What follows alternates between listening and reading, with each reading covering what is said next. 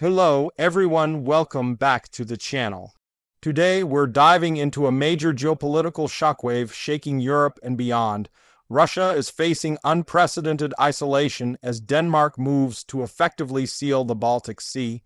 What's happening right now could reshape the balance of power in Northern Europe and redefine the limits of Russian influence in the region.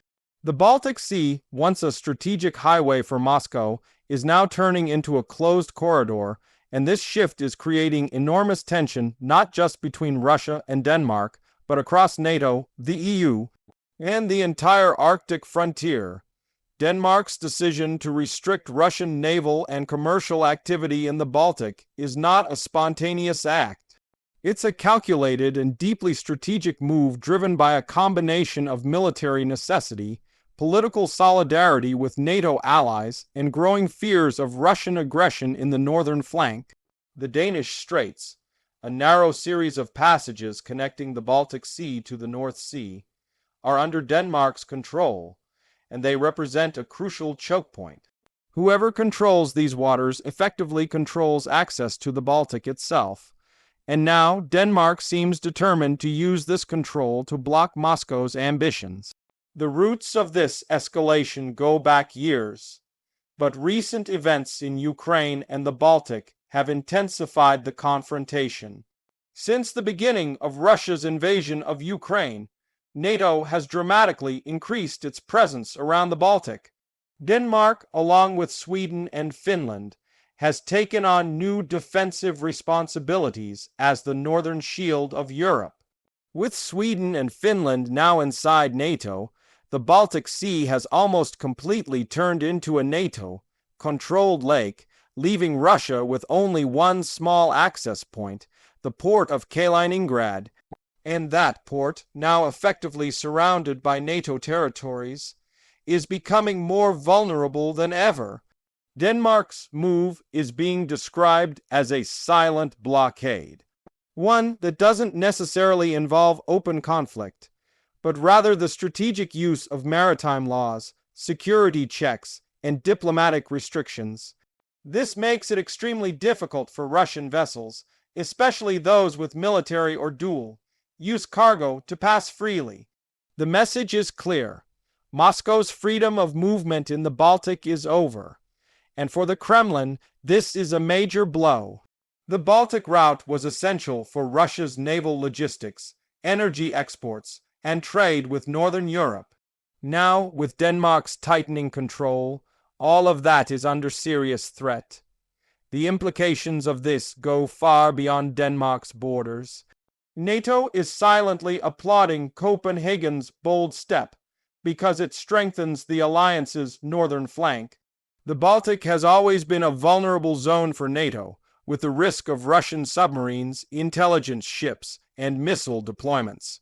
By sealing the Danish Straits, NATO can effectively monitor and control everything that goes in and out of the Baltic, turning it into a defensive stronghold. For Denmark, this means stepping up as one of NATO's key front-line nations, a role it has carefully prepared for over the past decade. Russia, of course, sees this as an act of provocation. Moscow's foreign ministry has already accused Denmark of weaponizing geography and violating the principles of free navigation. Russian state media is portraying the move as another sign of Western hostility, claiming that NATO is pushing Russia into isolation. But in reality, Moscow's isolation is largely self-inflicted. After years of aggression, sanctions, and political manipulation, Russia is now facing the consequences of its own policies. Denmark's decision is not about aggression.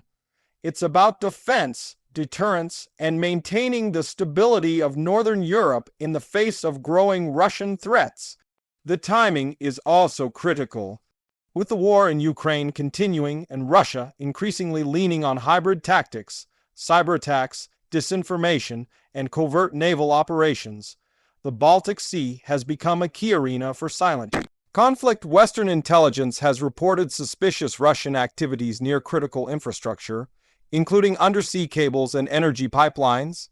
After the Nord Stream explosions, Denmark and its allies became aware of the vulnerability of their waters. The sealing of the Baltic Sea is therefore not only about blocking Russia, but also about protecting Europe's lifelines beneath the surface.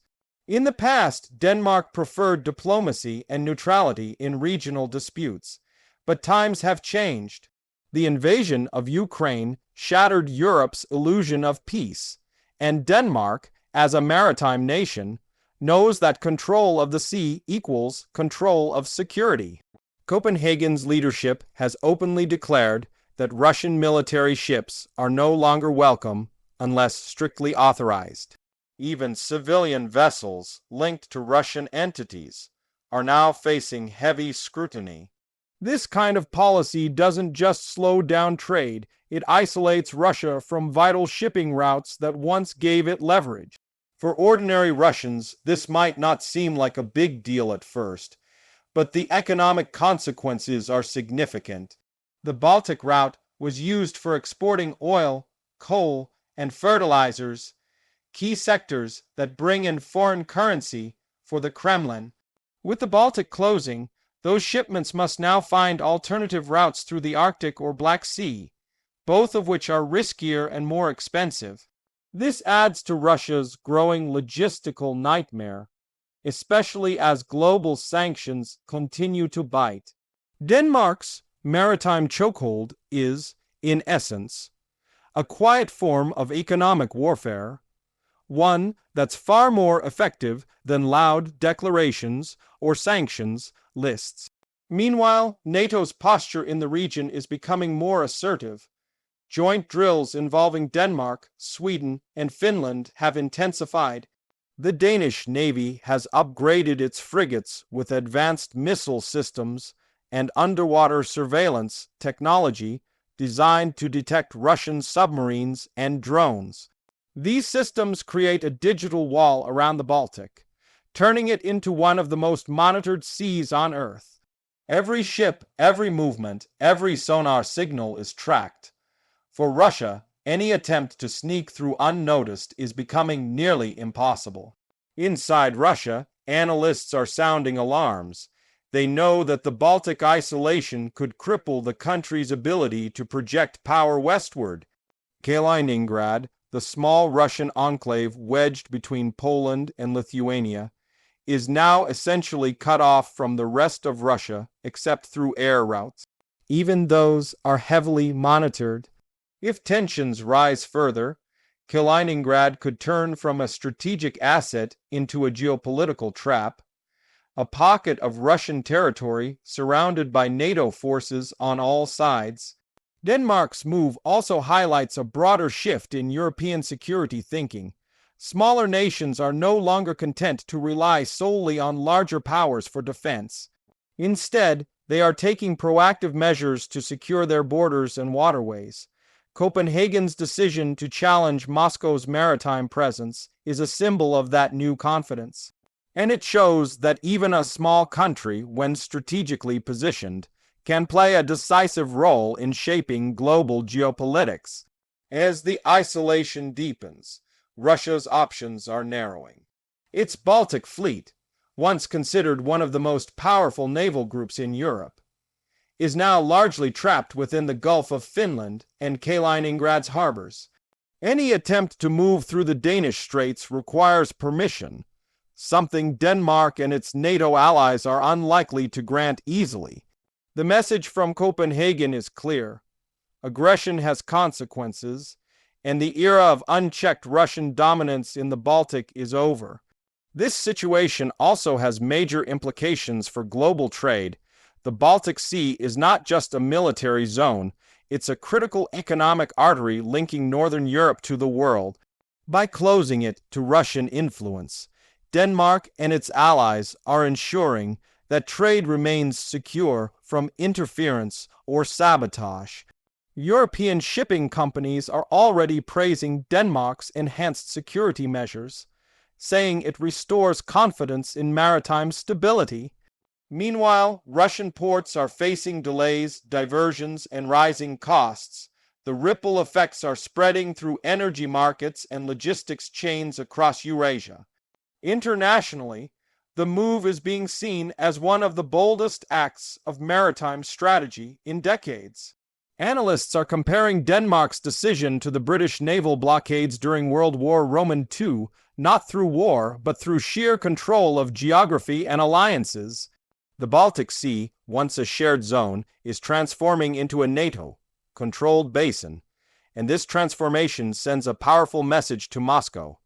The West is united, vigilant, and ready to act. Even in the Arctic, where Russia still holds significant naval and energy interests, Denmark's influence is expanding. Through its territory of Greenland, Denmark holds a strategic position in the North Atlantic, further tightening the ring around Russia's maritime access points. Together with Norway, Sweden, and Finland, Denmark is creating a northern barrier that stretches from the Arctic Circle to the North Sea. For Russia, breaking through that barrier would require confrontation, something Moscow can ill afford amid its ongoing war and economic strain. Inside NATO, Denmark's actions are being viewed as a model for strategic containment without escalation. Rather than engaging in direct conflict, Copenhagen is leveraging its geography, legal authority, and alliances to achieve maximum pressure. It's a new form of hybrid defense, quiet, calculated, and effective. Other small nations are taking notes, realizing that power today is not just about armies, but about controlling key nodes, straits, ports, and infrastructure that shape the flow of global power. For the Kremlin, this growing isolation represents a nightmare scenario. Russia's ambitions to dominate the Baltic region are collapsing. Its fleet is cornered, its exports constrained, and its influence fading fast. Every move it makes is now observed by NATO satellites, radar, and drones. The once mighty Baltic presence of Moscow has been reduced to a shadow of its former self. And Denmark, a small country with a population barely over 5 million, has played a central role in making that happen. Looking ahead, experts predict that Russia will try to retaliate through cyber attacks or diplomatic pressure. It might test Denmark's resolve with naval provocations or disinformation campaigns, but Copenhagen's leadership appears ready for that. Denmark's defense budget has reached record highs, and public support for a strong stance against Russia is overwhelming. This is not a temporary reaction, it's a long-term shift in national policy. The sealing of the Baltic Sea marks a turning point. It symbolizes the end of Russia's post-Cold War freedom in Northern Europe and the rise of a new strategic order led by NATO's northern members.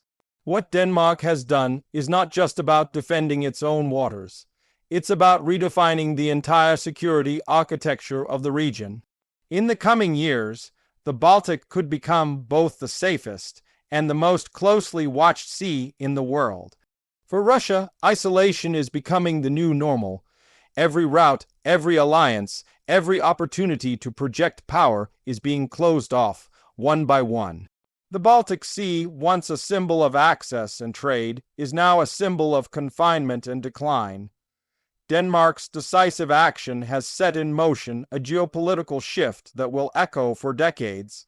The message is simple yet powerful.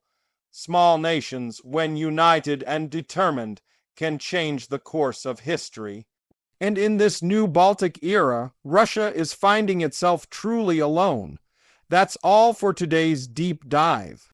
The story of Denmark's bold stand against Russian dominance in the Baltic Sea is a reminder that even in the complex world of geopolitics, geography still reigns supreme.